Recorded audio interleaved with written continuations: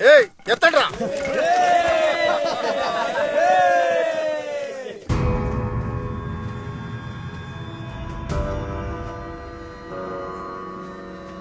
ఎవర్రా డబ్బుకు రసీదు అడిగింది?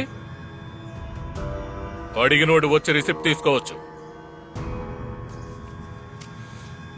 అడిగిన మగాడు వచ్చి రిసిప్ట్ తీసుకోవచ్చు. లేదా ఈ జన్మలో వాడిని గ్రౌండ్ లో అడుగు పెట్టనివ్వకుండా చేస్తాను.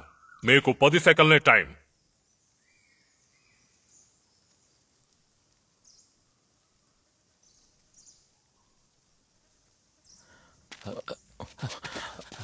అయ్యా అది నేనేనయ్యా.